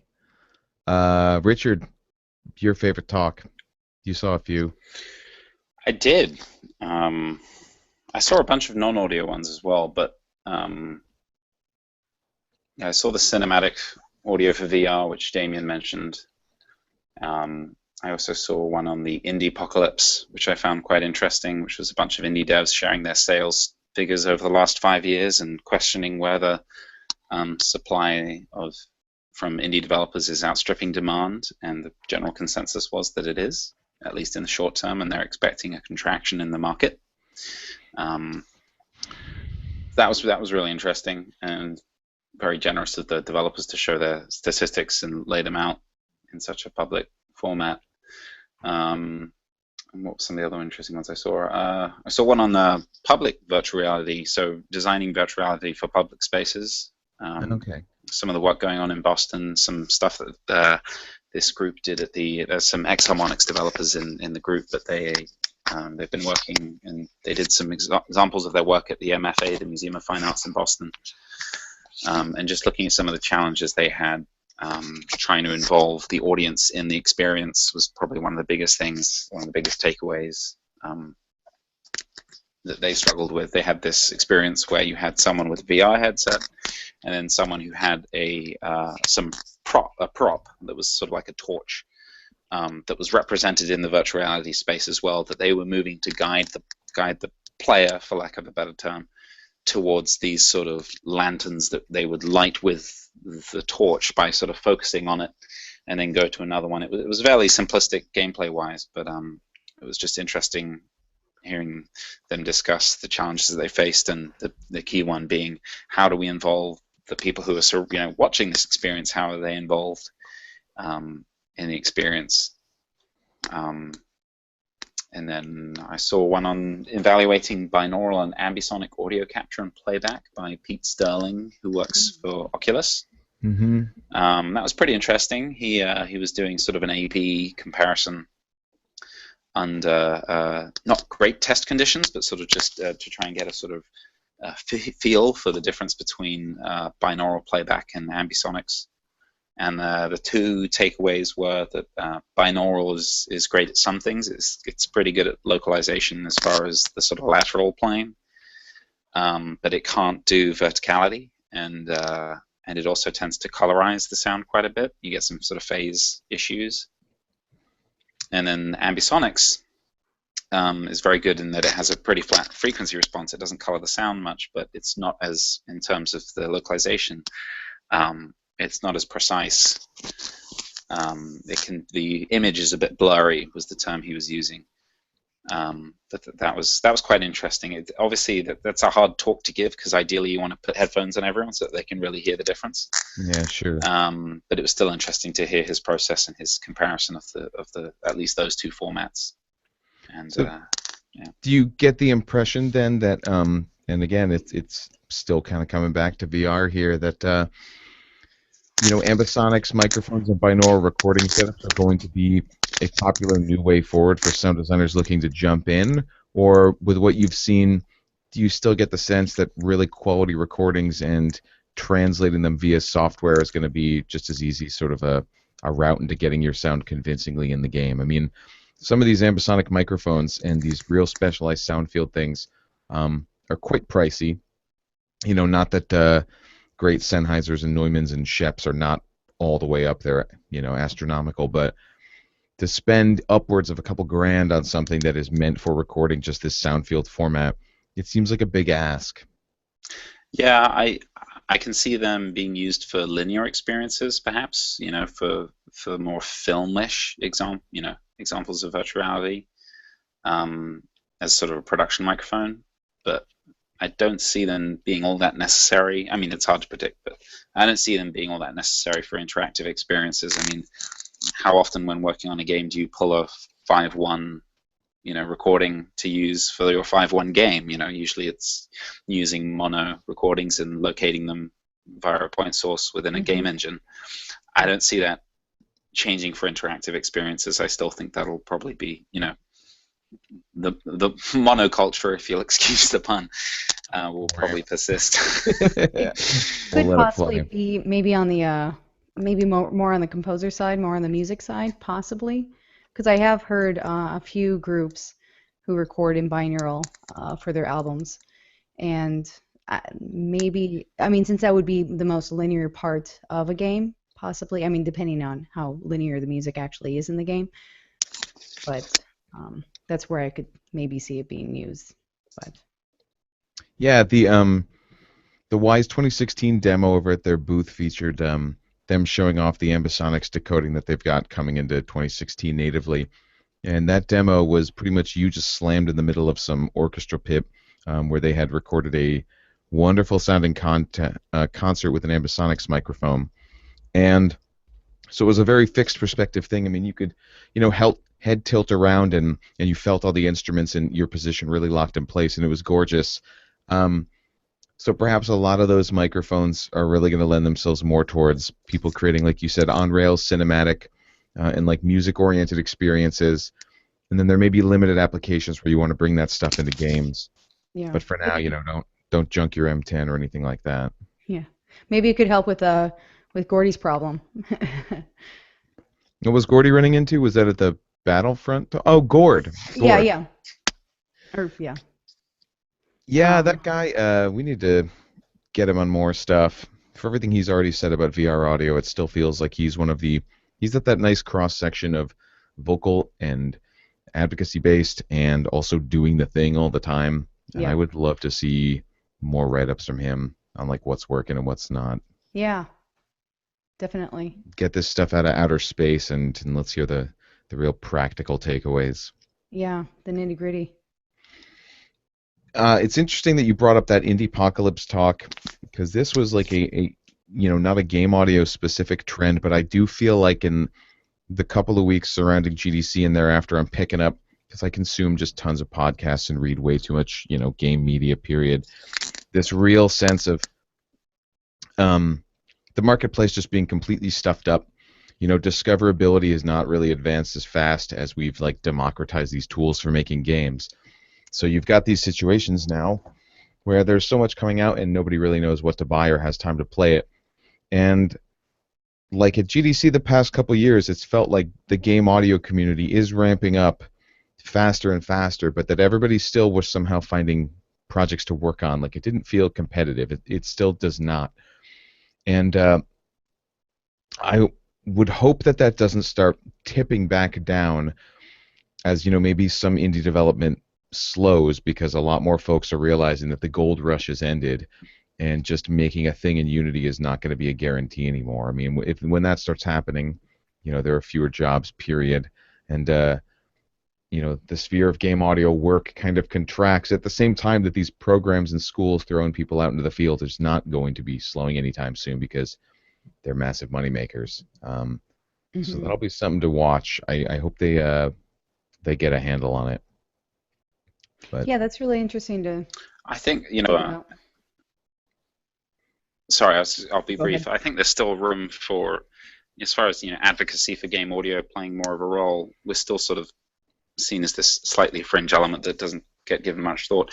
I think even if the sphere of indie development contracts, if appreciation for game audio can increase during that time, maybe there's room for the fewer projects to actually bring on not just the audio guy who's responsible for everything, and hopefully have maybe one or two or maybe even three people working on the sound for these smaller projects. But no, I do think there's a danger of the diminishing opportunities, at least in the next couple of years, based off of that talk. At least from what I was hearing, they definitely expect a small a swathe of indies to sort of really struggle and then find themselves pushed out of the market, just because it's much harder to predict success, and much harder to figure out effective ways to market titles, and much harder to figure out what's gonna be effective in such a crowded marketplace. But then again, with the VR, it's almost like it just opens up everything all over again. Since along the lines of figuring things out, but then also just redoing genres. Yeah, before that wave of enthusiasm totally, bombs out, maybe a bunch of those folks should consider spinning over into VR and helping to rapidly iterate on gameplay concepts and get us all in that medium closer to what's going to work on it sooner than later. I mean, maybe that's just where the opportunities have moved instead. How many more, artistic, lo-fi indie puzzle platformers do we really need made in Unity? Perhaps the new Gold Rush has kind of moved over, at least in the interim. I mean, the investment money, if you're going to seek something from a publisher, it seems like it could definitely be moving over there. Yeah.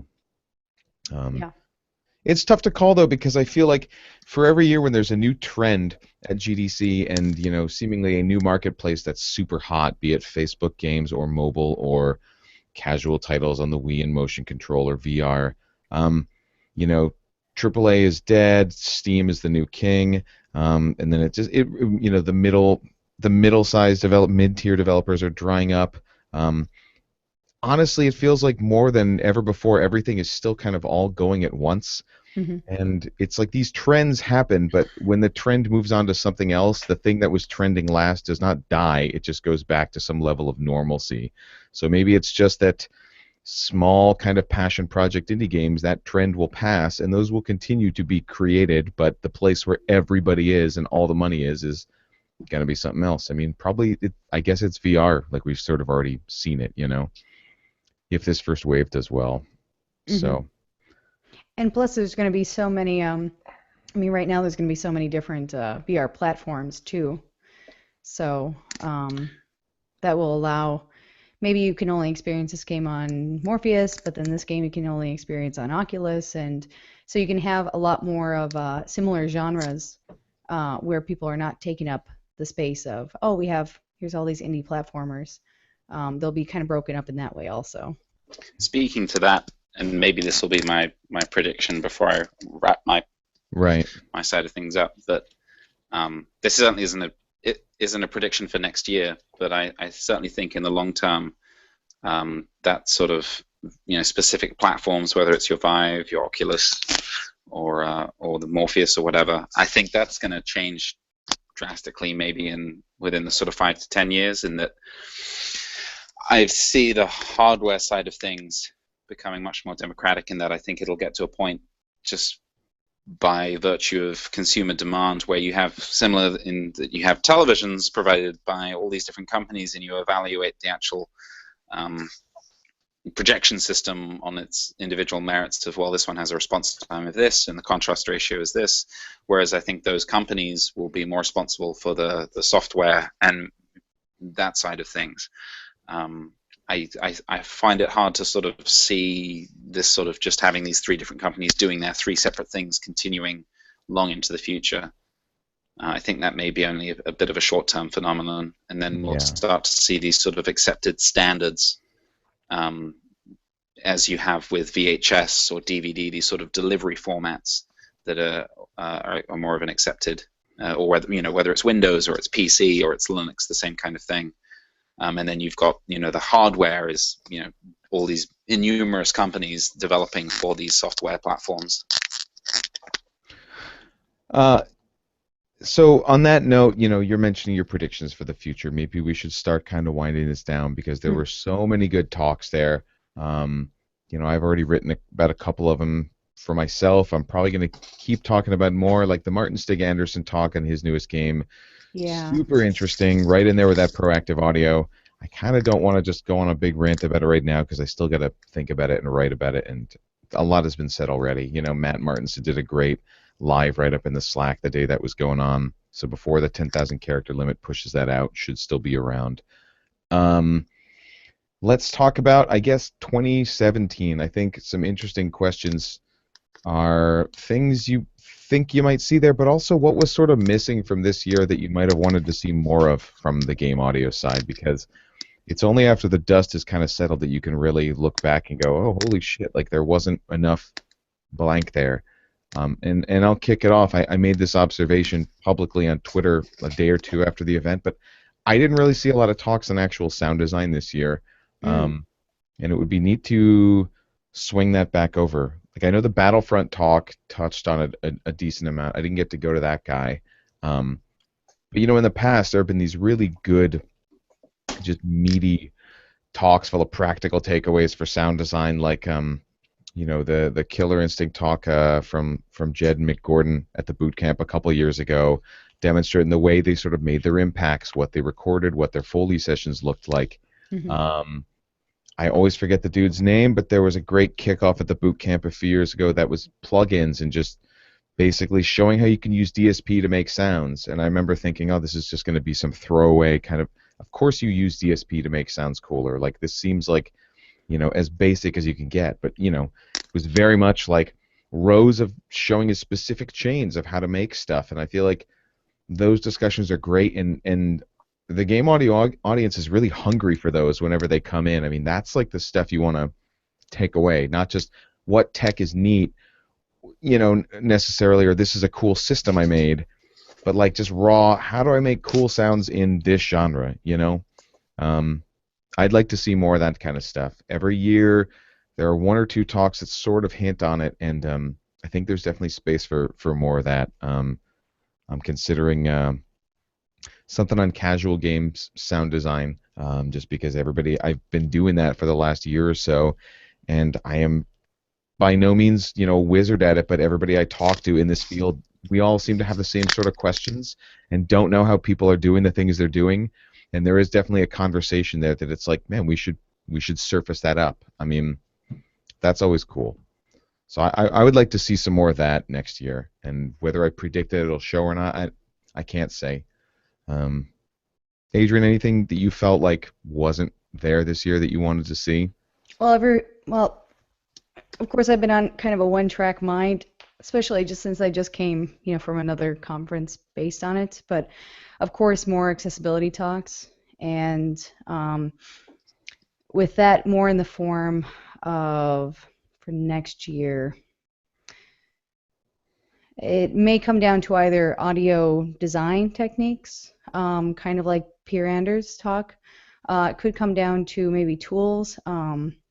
We've been pushing a lot for screen reader accessibility within Unity, so it can work with Microsoft's the Xbox One narrator, allowing at least menus to be screen reader accessible, because that could help a lot of people get into the games.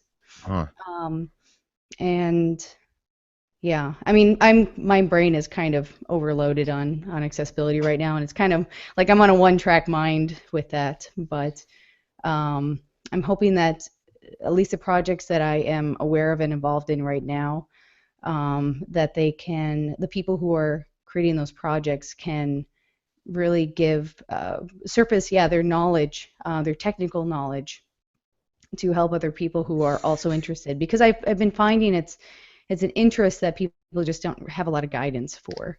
And there's the social side, there's the academic side, but then there's also the technical side, and that doesn't always come up in talks. So yeah. Definitely a good one. Lots of room for that conversation still. Yeah. And Richard. it was nice. Oh shit! I cut you off. Oh, I'm sorry. I was just gonna say there were actually more game talks at CSUN this year too, which was really interesting. So we had more accessibility talks at GDC and more game talks at CSUN.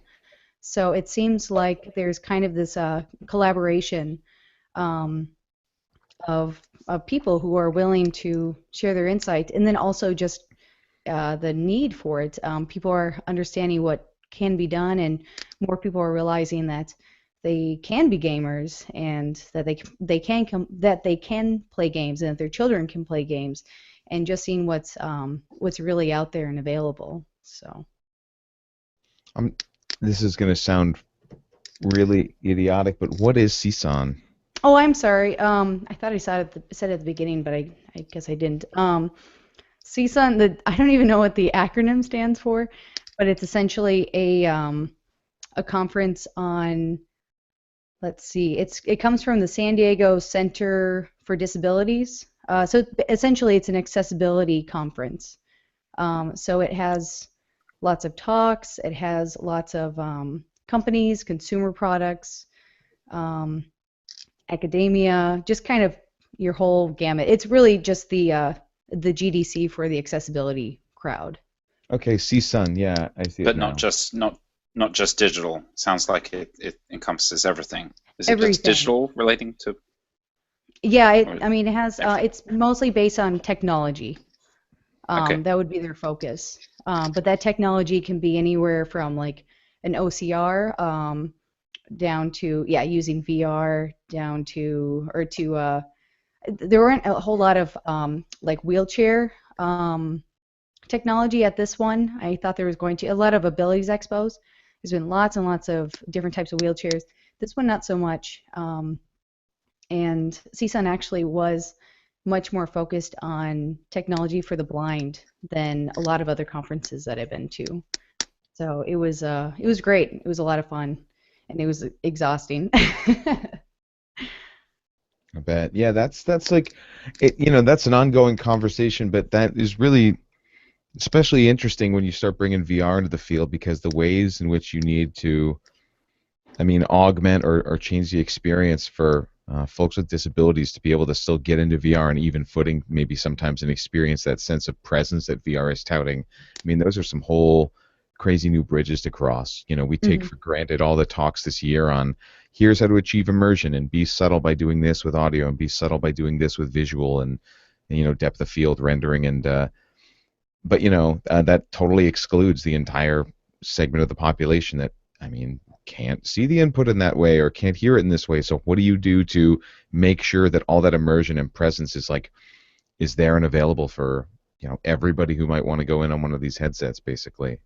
Yeah, and it's really just knowing your audience and knowing that not everything can be made for everybody, but sometimes the smallest tweaks can totally open up a game. Say like QuickTime events can prevent somebody with a muscular issue from being able to play the rest of the game. So if you just allow them to skip the QuickTime events, then suddenly now they can play the next 75% of the game, which originally would have been closed off because they can't get past that part.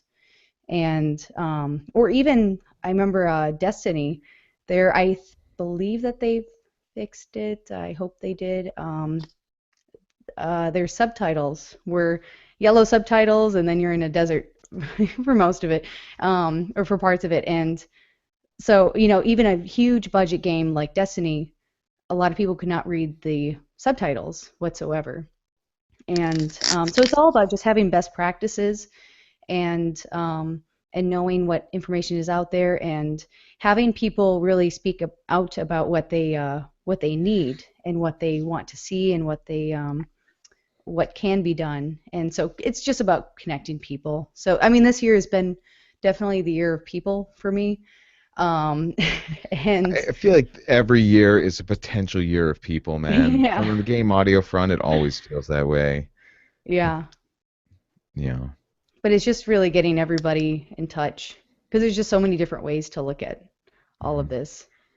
So yeah. Awesome. Richard, why don't you close us out with, one thing you're hoping to see from 2017? I'll do two short things. One, Okay. I would love to see talks that involve other specialties. I would love to see a talk, for instance, with a sound designer and an artist talking about the back and forth that hopefully happens on some projects between those two departments and how one influences the other. It's very rare, and that sort of feeds into proactive audio a little bit, which continues to be a hot topic. Hopefully that those kinds of talks might come up.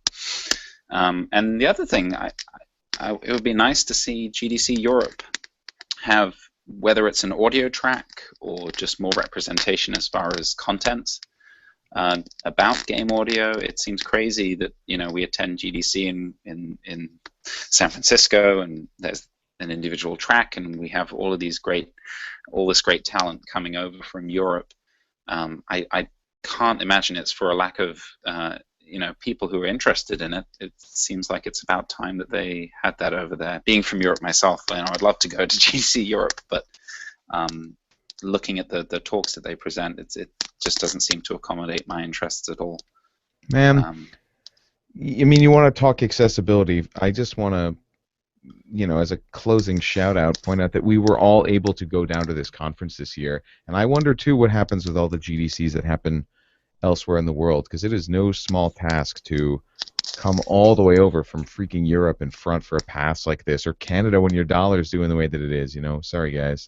Yeah. And we were incredibly fortunate to get to go and see it, but certainly one in the notion of accessibility, bringing the other GDCs up to the same sort of level and letting different focuses of learning and talks happen at those would be huge. I would love to be watching something like this 6 months down the line on what went down at GDC Europe and feel like here's all these compelling new developments that I hadn't really heard of. But I don't get the sense that those other conferences make as much of a splash. And hopefully they could start, because for sure it's a big ask to haul all the way out to San Francisco for this thing, Yeah. Cool. Yeah, and that, that's your other point. I think that trying to use the metaphor again, Trojan horse kind of some people from other disciplines into tracks that nonetheless end up on the audio talk would be a really interesting thing. And I've kind of put that out there to everybody maybe watching this or working in games generally. Propose your talks, try to get them up there. The only way that we make this conference more interesting and get all this stuff represented is with more sort of diverse voices, AAA implementation talks are super cool, but certainly we don't need that to, dominate the conversation, right? There's room for a lot more.